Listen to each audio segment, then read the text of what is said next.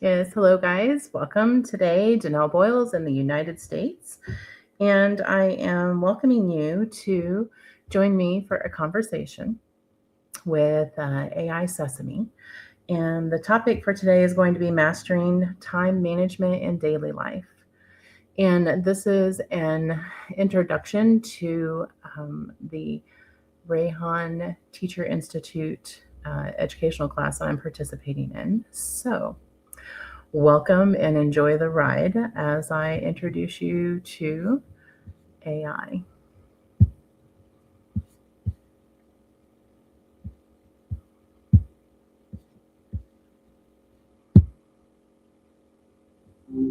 Hey, that was quick. Welcome back. Hi, Maya.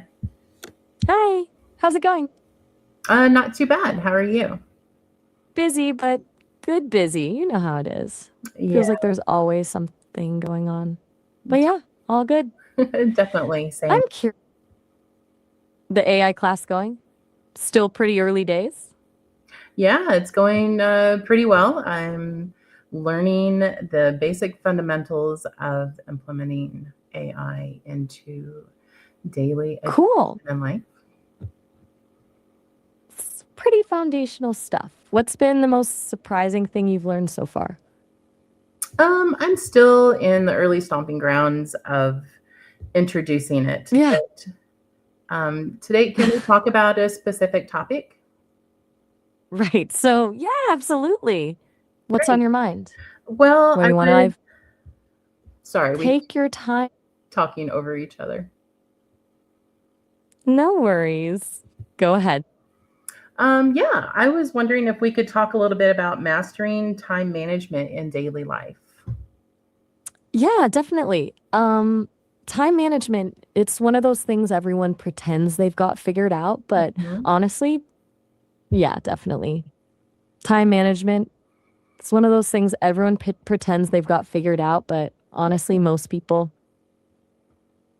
Yeah, it seems, for most people, it is an everyday learning experience, including myself as a very busy person, always trying to implement good time management and mastering it every day.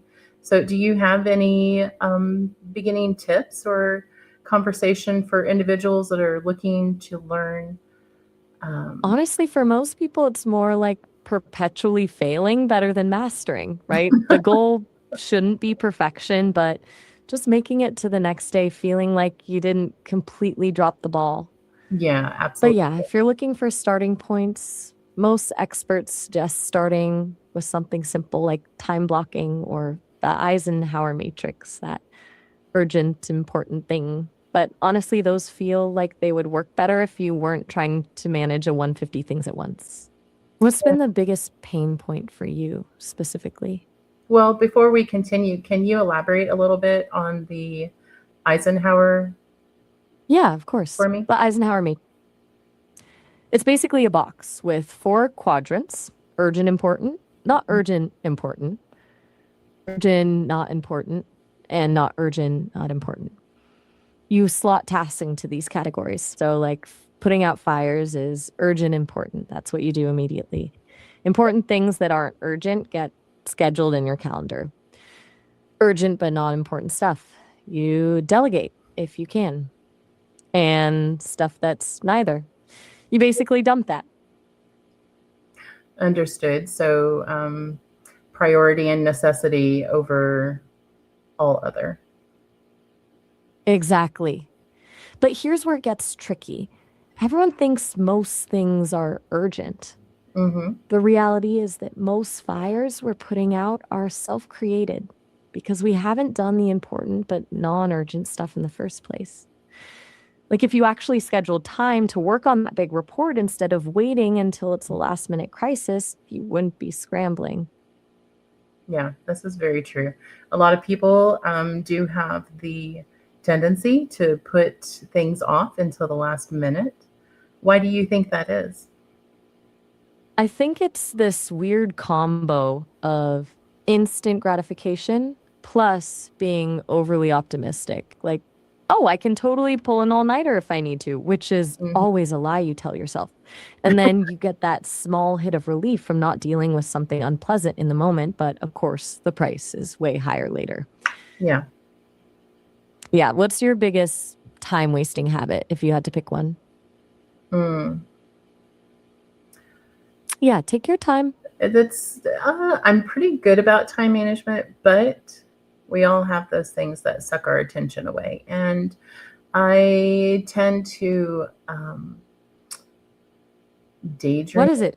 I tend to scroll a little bit too much on social media. And I find that needing a little bit of downtime in between larger parts of my day is necessary. But that gets away from me sometimes. So perhaps maybe in time management, something that would help me is setting a boundary with myself as to how long I'm allowed to take a break or sit and scroll. What's your thoughts on that? That's really common. That social media scroll is basically designed to be psychologically addictive, right? Yeah, Little dopamine hits every few seconds. Setting a timer sounds like a good start, though. yeah. Have you tried actually setting alarms to pull you out of it, or does that just make you ignore it? No, I've not actually ever utilized an alarm for it. The idea is nice, but actually implementing it is probably strategically not going to actually happen.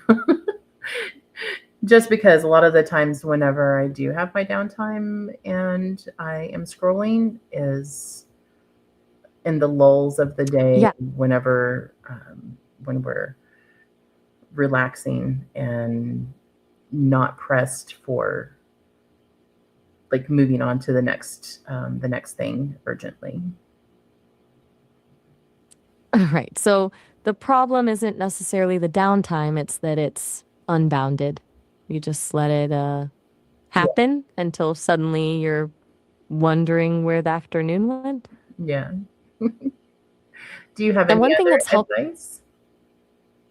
yeah, one thing that's helped some people with that same issue is something really simple.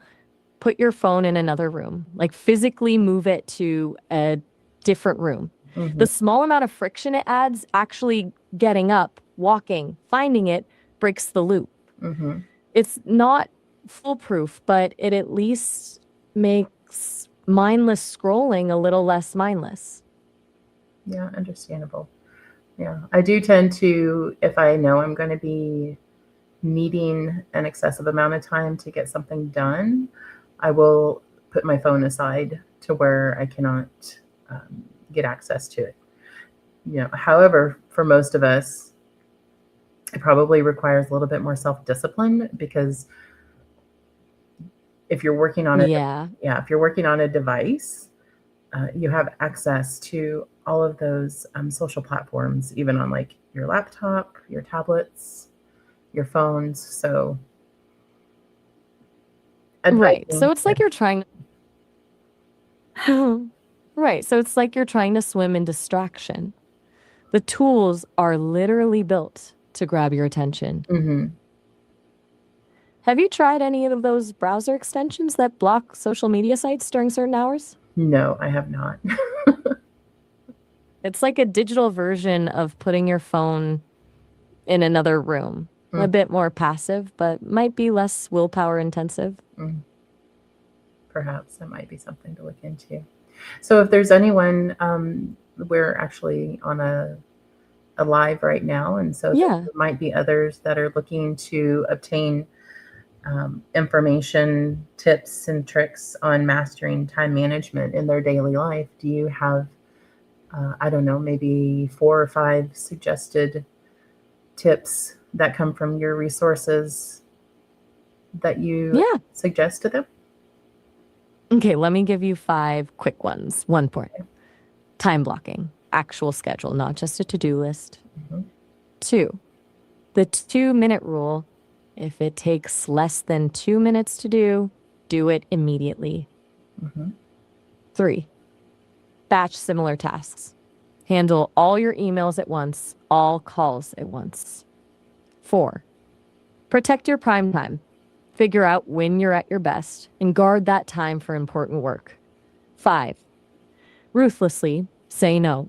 You don't have to take on everything that gets asked of you. True. Those are all very good tips. Thank you. I appreciate it. Okay. Of I think course. that's all I The have thing is, time for now. I'm sorry to cut you off, but maybe we can pick up another time and extend our conversation more and dive a little bit deeper into some habits that can help support the mindset of having healthy time management. But I do have to go for now. sounds good. It was a good conversation, and yeah, we can definitely dive deeper later. Thanks for chatting. All right. Thanks a lot. See you next time. See you. Bye. Bye.